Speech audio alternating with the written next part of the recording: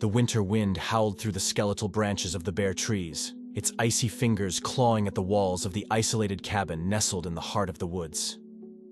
Inside, the Thompson family was gathered in the cozy living room, trying to ignore the encroaching coldness of the night.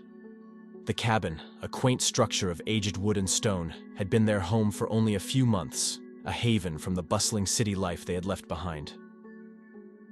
Robert Thompson, a tall man with a penchant for solitude, had always dreamed of a life closer to nature, away from the clamor of urban existence. His wife, Sarah, with her gentle eyes and warm smile, supported this dream, though she often missed the convenience of city life. Their two children, 8-year-old Emily and 6-year-old Sam, had adapted quickly, finding endless wonder in the forest and its inhabitants. As Robert stoked the fire, the flames casting flickering shadows across the room, Sarah tucked the children into the couch with a thick blanket. The family settled in for a quiet night, the children's laughter mingling with the crackling of the fire. However, as the night deepened, the atmosphere in the cabin shifted subtly. It started with a barely noticeable flicker of the lights, a brief interruption before they steadied again. Robert glanced at the ceiling, attributing the flicker to the old electrical wiring of the cabin. Outside, the wind seemed to carry whispers, soft and unintelligible, weaving through the trees like a sentient being. Emily, her eyes wide with a mix of fear and curiosity, pressed her face against the cold window pane. "Daddy, did you see that?" she asked, her voice barely above a whisper. Robert walked over and looked out into the night. "See what, honey?" There was a shadow, a big one, outside. Emily's finger traced the fog on the glass where she thought she had seen something move. "It's just the trees and the wind, sweetheart," Robert reassured her, though a knot of unease formed in his stomach. Sarah joined them at the window, offering a comforting smile. "It's going to be okay. It's just a windy night, and the forest can play tricks on your eyes." The family returned to their evening, trying to recapture the warmth and cheer from earlier. But as the hours passed, the anomalies grew. The wind's howling seemed to carry voices, laughter mixed with cries, so faint that one could easily believe they were imagined. Sam, usually the brave one, clung to his mother. "I don't like this wind, Mommy. It sounds like it's talking." Sarah hugged him tightly, singing softly to calm his nerves. The melody filled the room, a gentle counter to the eerie symphony of the wind. Despite their efforts to stay cheerful, a sense of foreboding settled over the Thompsons. As they prepared for bed, each member of the family couldn't shake the feeling that they were not alone, that something in the winter night was watching them, waiting. As they retired to their rooms, the last thing Sarah saw before turning off the light was the shadow of a tree branch tapping against the window, like the fingers of a hand seeking entry. The clock in the living room chimed midnight, its solemn toll echoing through the cabin, which now seemed to creak and groan under the weight of the unseen presence outside. In the children's room, Emily lay awake, her eyes fixed on the frosted window where moonlight danced with shadows. Sam, curled under his blanket, murmured in his sleep, a soft, unintelligible protest against a dream only he could see. Emily, clutching her stuffed bear, thought she heard a faint scratching sound, like brittle fingers tracing the wooden walls of the cabin. She squeezed her eyes shut, willing herself to believe it was just the branches. In their bedroom, Robert and Sarah struggled against the unease that gripped them. Robert lay listening to the wind, each gust sounding like a whisper at the edge of comprehension. Sarah, her back turned to the window, felt a chill that seemed to seep in from the outside, penetrating the warmth of their bed. The cabin, once a symbol of their new beginning, now felt like a trap, isolating them in a sea of snow and darkness. The sense of being watched, of eyes lurking just beyond the reach of the firelight, grew stronger. Suddenly, the radio in the kitchen crackled to life, a burst of static followed by a fragment of a weather warning. Then silence. Robert sat up, his heart racing. He glanced at Sarah, her face etched with concern in the moonlight. "Stay here," he whispered, sliding out of bed. Padding quietly to the kitchen, he felt the cold floorboards beneath his feet. The radio sat silent, as if mocking his confusion. He reached to turn it off but stopped, a sense of dread washing over him. The static had not been a malfunction. It felt like a warning. As he turned to head back, the lights flickered again, longer this time, casting the cabin into near total darkness. A soft thud came from the living room, followed by the sound of something dragging across the floor. Robert's breath caught in his throat. He wanted to call out, but fear held his voice captive. Back in the children's room, Emily, now sitting up in bed, stared at the door, which had creaked open slightly. A draft, colder than the winter air, seeped in, carrying with it a faint, almost melodic hum. It was unlike any sound she had heard before, both beautiful and terrifying.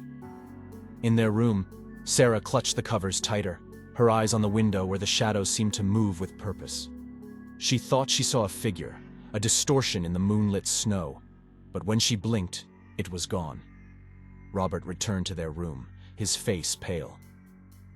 The lights, the radio. "Something's not right," he whispered, his voice barely hiding his panic. "We need to stay together," Sarah said, her voice steady despite her fear. "The kids." They hurried to the children's room, finding Emily wide-eyed and Sam now awake, both sensing the growing terror.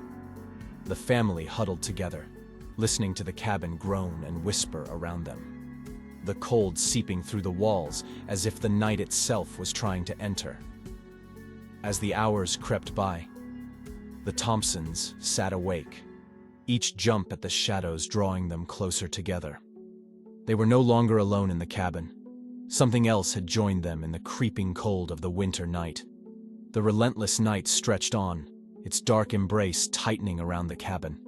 The Thompson family, huddled together in the living room, watched as the fire dwindled to embers, casting an eerie glow that barely held the shadows at bay. Outside, the wind's howling had taken on a rhythmic cadence, as if breathing life into the night. The family could now discern distinct sounds amid the gusts, soft, whispering voices that seemed to call out to them, each syllable a chilling caress against the cabin's walls. Robert, his protective instincts heightened by fear, rose to check the doors and windows, ensuring they were securely locked. The windows frosted over, obscured any view outside, but he felt the presence of something lurking just beyond the glass, watching, waiting. Sarah, attempting to maintain a semblance of calm, gathered blankets and pillows, creating a makeshift bed in the living room. "We'll stay together here tonight," she said, her voice a mix of determination and fear. The children, too scared to protest, nodded silently, their eyes wide and alert. As they settled in, the family noticed a new sound, a scratching like nails on the cabin's wooden exterior.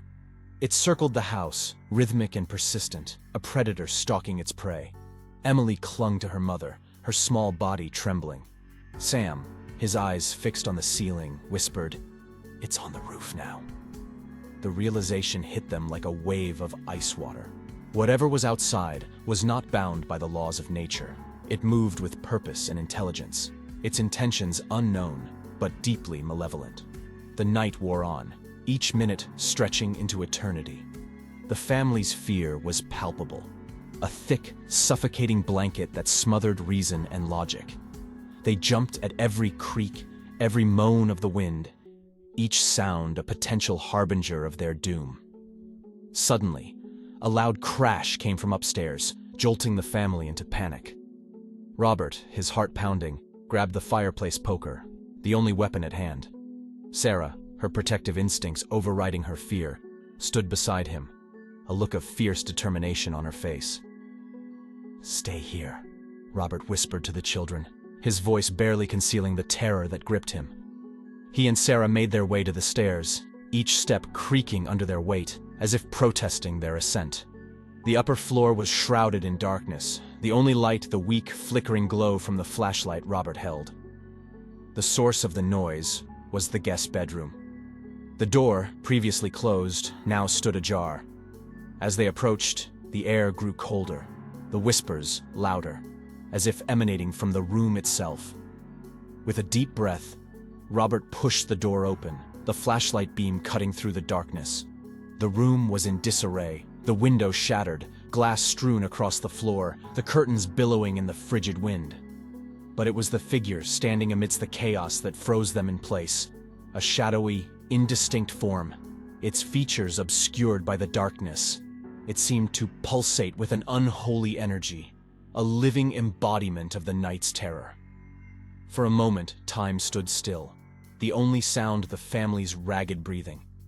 Then, as suddenly as it appeared, the figure vanished, leaving behind a void that seemed to suck the warmth from the room. Shaken to their core, Robert and Sarah retreated downstairs. The illusion of their cabin as a safe haven shattered. The family huddled together as dawn's first light seemed an eternity away, each heart pounding with the realization that the horror was far from over. In the depths of that longest night, the Thompson family found themselves caught in a maelstrom of fear and the inexplicable. The entity, now more than just a fleeting shadow, had marked the cabin as its territory, a playground for its sinister whims. The living room, once a sanctuary of familial warmth, had become a cold, confining space. The fire had long since died, and the only light came from the dim glow of a few candles Sarah had found. The flickering flames cast grotesque shadows on the walls, turning familiar objects into menacing figures. Outside, the winds howling crescendoed, a symphony of nightmares, while the whispers grew louder, more insistent. They were no longer just sounds. They felt like icy fingers brushing against the family's minds, planting seeds of terror. Robert, his resolve faltering, tried to comfort his family. "It will be over soon," he said, though his voice lacked conviction. Sarah, her eyes haunted, nodded, holding Emily and Sam close. The children, exhausted by fear, had succumbed to a fitful sleep, their faces etched with unease. Every creak of the cabin, every rustle outside, sent jolts of fear through their hearts. Time seemed to have lost its meaning, each second a drop in an endless ocean of night. Then, the unimaginable happened. A faint glow began to emanate from the windows, casting a sickly light into the room. Through the frosted glass, they saw figures moving, circling the cabin, their forms blurred but unmistakably human. The family's terror reached a fever pitch. The figures outside seemed to be performing some macabre ritual, their movements deliberate and synchronized. The whispers crescendoed into chants, a language unknown but filled with malice. As if drawn by some unspoken command, the entity appeared again, this time in the room with them. It was a swirling mass of darkness, its edges flickering like the flames that had failed them.